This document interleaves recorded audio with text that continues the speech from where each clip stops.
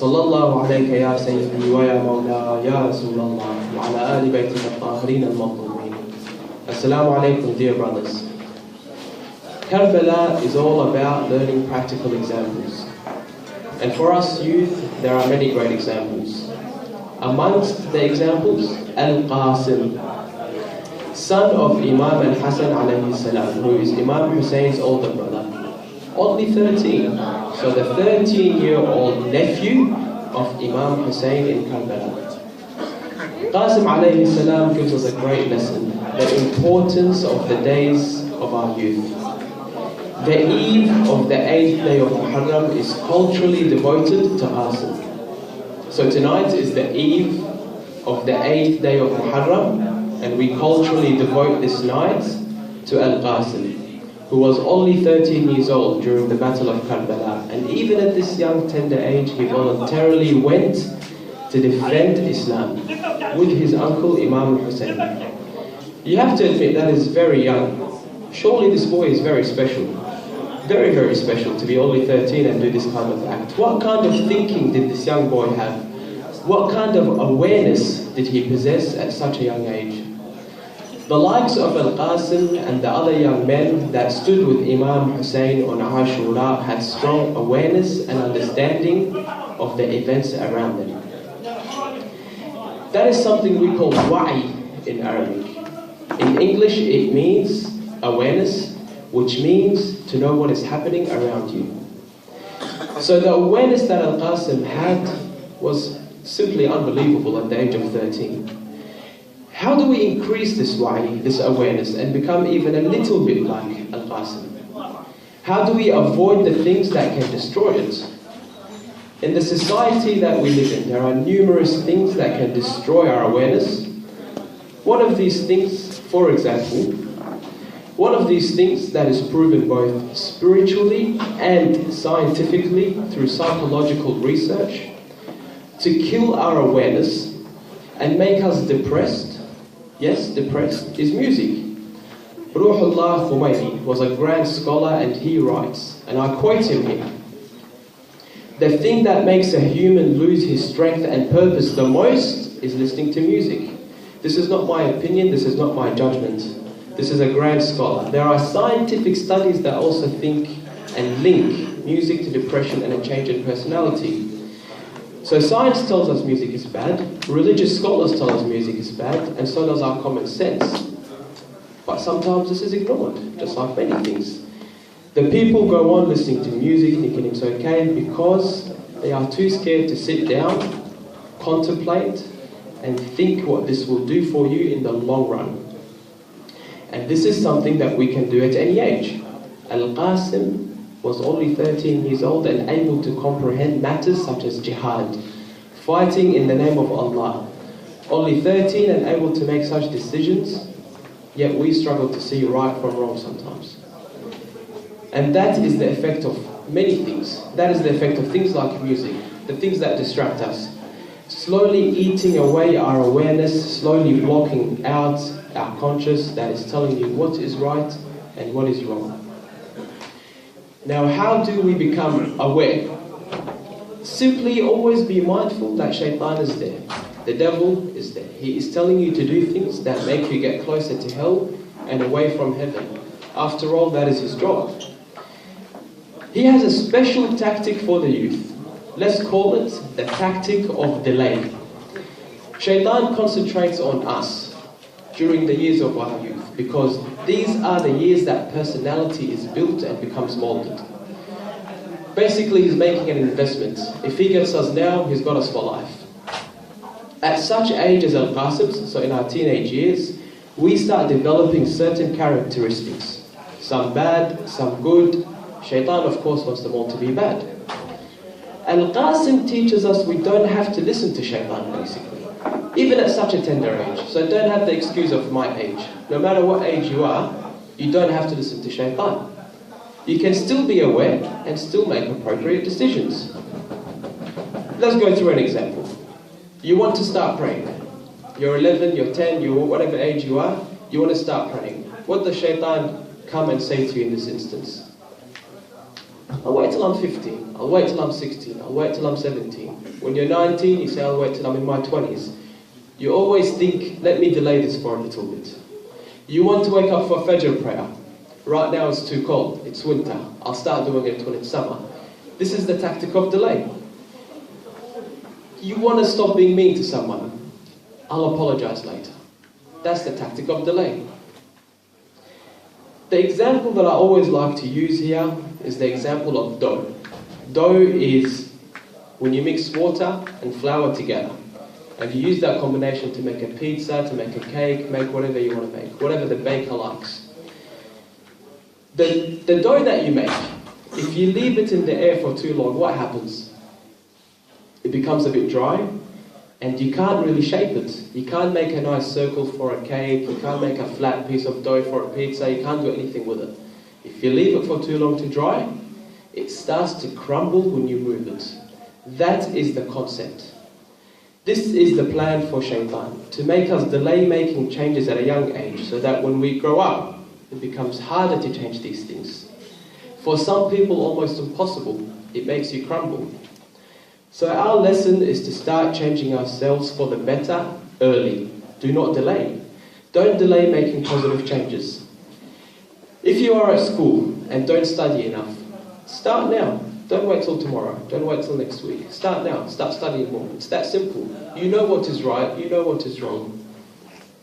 Because every day that you leave it behind, you fall behind in the classroom more and more.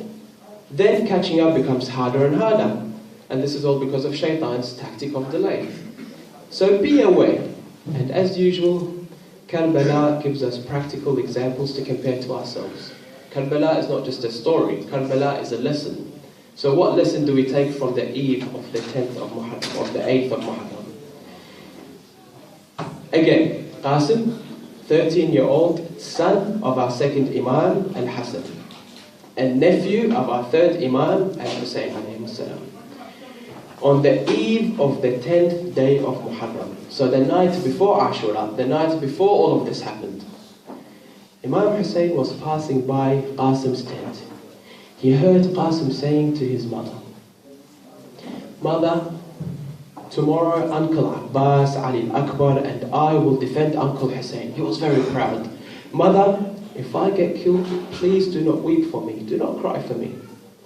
His mother replied, "My son, although I dearly love you, I shall not weep for you. Nothing will make me prouder than seeing my son give his life for Islam and for his uncle." Qasim was so aware of Shaitan, so the topic we just talked about, wa'i and awareness. Qasim was so aware of all of this, he started preparing early. He got a head start. He prepared the night before. The next day, on the 10th day of Muharram, so on Ashura, Imam Hussein's supporters were savagely killed one after the other, and so did most of his family members. Al-Qasim was one of a very few left.